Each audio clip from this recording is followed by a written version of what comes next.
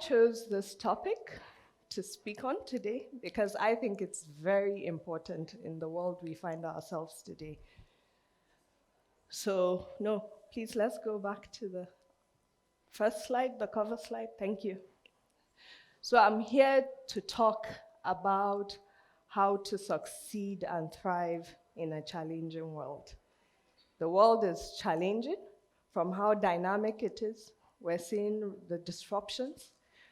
We just emerged from a pandemic. We're entering into economic uncertainties. We're seeing war. We're seeing disruptions, technology, climate change, technology revolution is happening, economic revolution is happening. There's so much polarization and broken trust leading to social tensions. The asymmetry, the gap between the rich and the poor keeps expanding. We're seeing insecurities. And it's just so fast. There's so much volatility, uncertainties, complexities, and ambiguity. So at this stage in your career, I felt the best thing for me to stand before you to talk about is how to succeed and thrive in this challenging times and the world we find ourselves today. And I would be doing this by sharing my story, which I think will inspire you, because really the reason why I accept to speak is, because I hope to inspire. Let me start by asking, how many of you know what you want to achieve in life? Can you raise your hands, please? How many of you know what your dreams are? How many of you?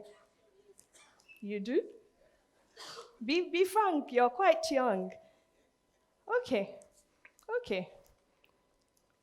How many of you know the pathway to follow? You do? Okay. And how many of you know how to get there? I'm talking about the values, the character, the choices. Well, I'd like to say there is power in knowing. There's power in knowing and acting. We've all heard from the previous speakers. And I am here to share what I knew, what I dreamt of, and what I did, which I think helped me succeed. And this is what is keeping me to thrive. No, let's go to the first one. Let's go back. Yes, let's stop here. I mean, we've already heard of this. And by the way, this is sketched by a 13-year-old. I'll tell you who that person is. Just with bullet points, this is the interpretation of the message. The first thing I knew. And take note of that picture there, the lady standing there. I dreamt big. You have to dream big. We've already heard of all those. They say if people don't call your idea crazy, you aren't probably thinking big enough. Crazy is a compliment. The world is crazy. The challenges are huge. And it requires bold, big dreamers that would come out with cutting-edge and breakthrough technologies and solutions.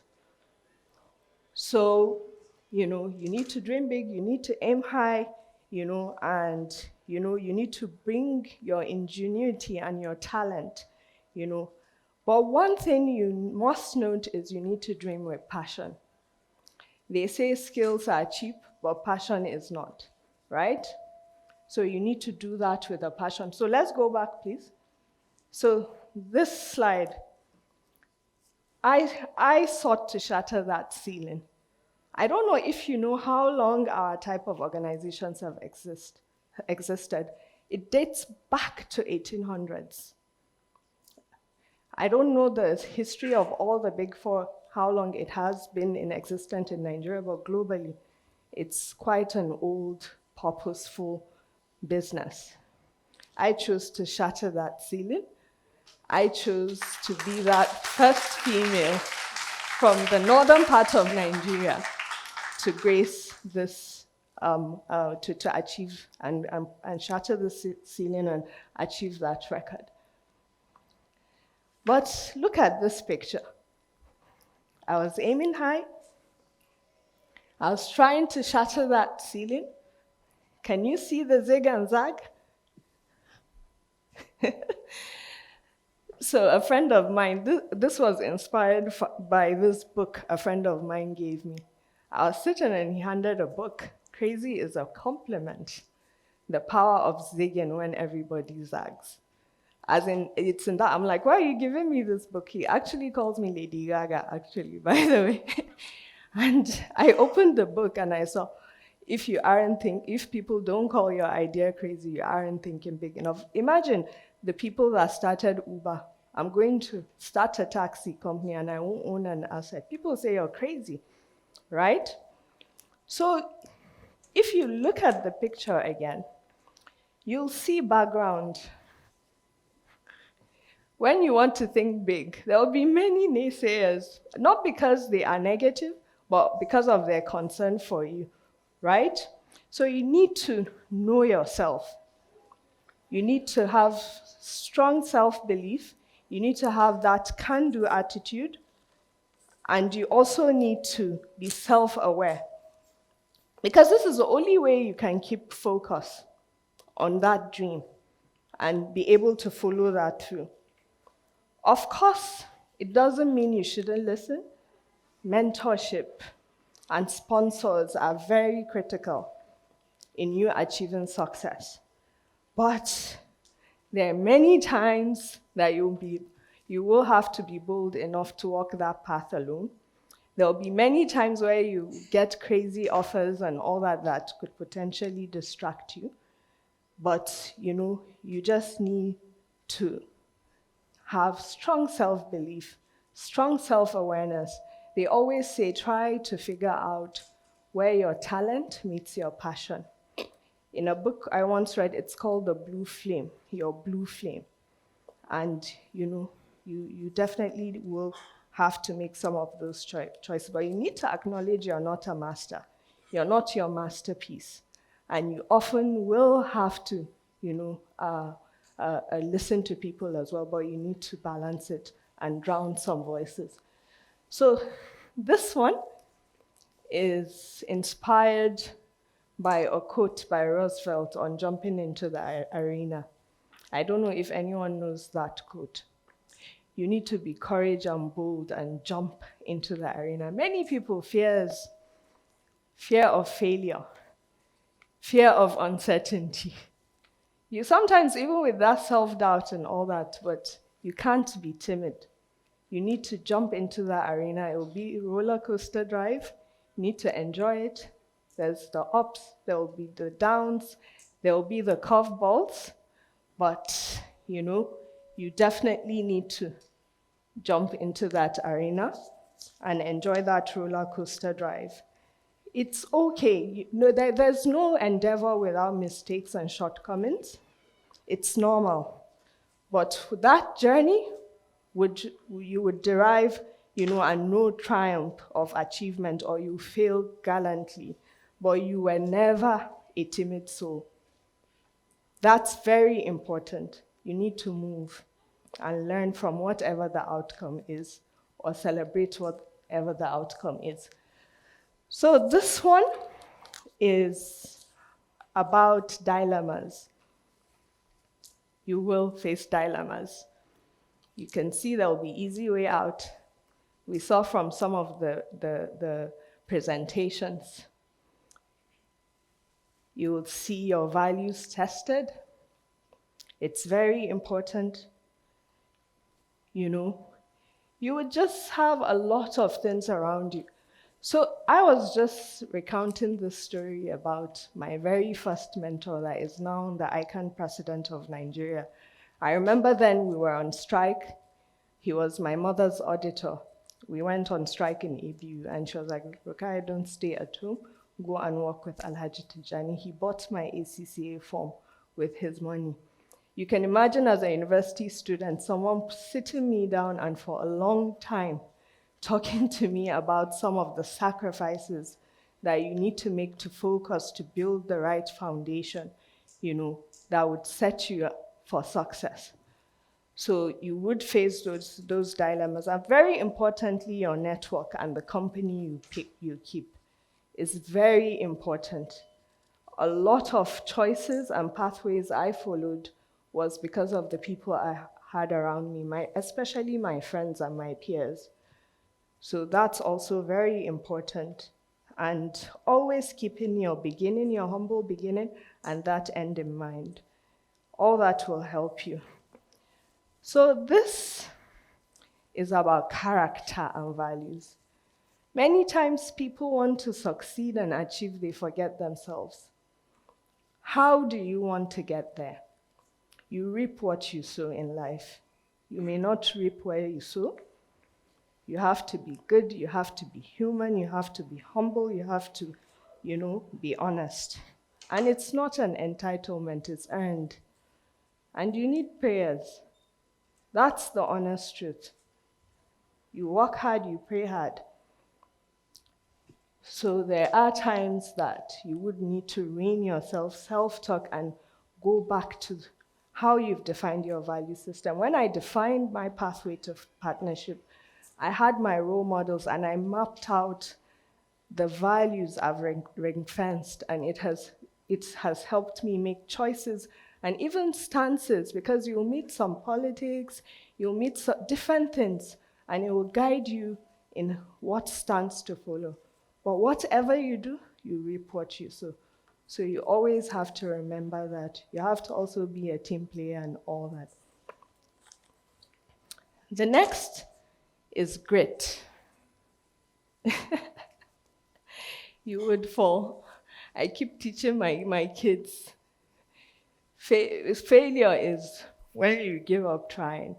You would fall. But when life throws you down, you stand up. There's a quote I have here by Oprah, where she talks about challenges. She says, challenges are gifts that force us to search for a new center of gravity.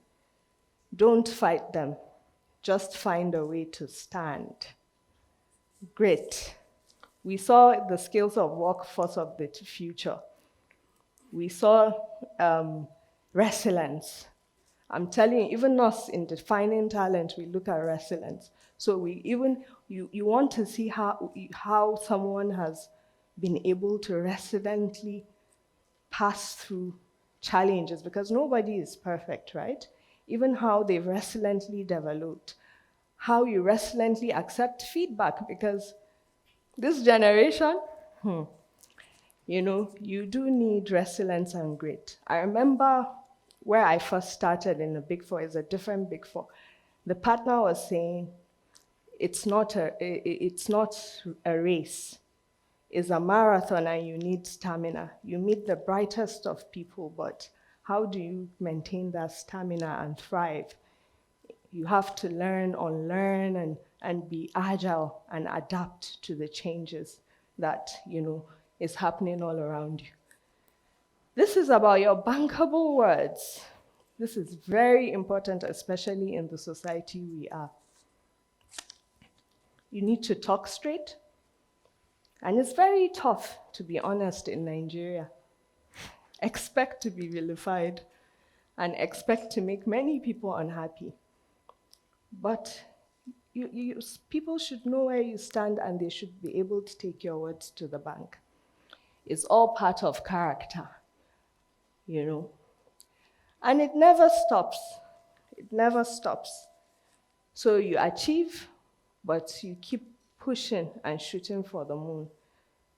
So it never stops. So for me, I've attained partnership. I can tell you that what I'm focused on now is about my legacy as that partner. So let's go to the next. And looking in the mirror, the immediate past speaker, Dari, already said it. You have to self-reflect. You can't go in a bubble. You have to constantly revisit and look yourself in the mirror and think of the legacy of your successes and what next, And like people have said, is about purpose, is about impact, because the trajectory, they say, is survival, security, success, then significance. And significance is about impacting others and the kind of impact you bring. So I wanted to share these parts. Let's go to the next slide. This is the year I became a partner. This is how our partnership was communicated in a theme of Avengers. But I don't know if you can recognize me here. So can you put it together with the beginning?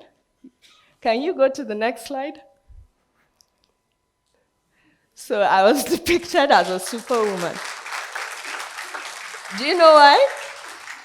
Because I became a partner 1 year after joining PwC. It had never happened. So this is how the firm saw me, and this is how this was the character they gave me. And this drawing was actually done by my daughter, Sadia.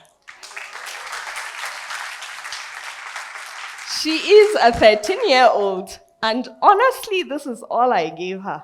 Those bullet points, you can see our communications.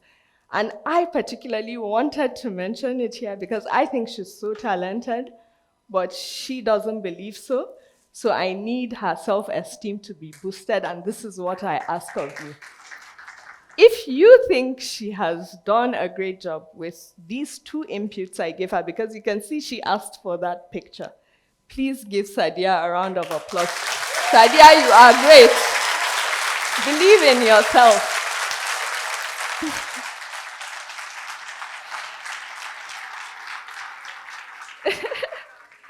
Thank you very much. So as parting shot, knowing you have to figure it out.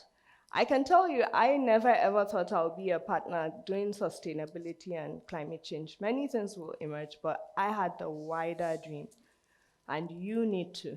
And you need to map out and keep reinventing yourself and just exhibit certain values to thrive in this world we face today. So thank you for listening to my TED Talk.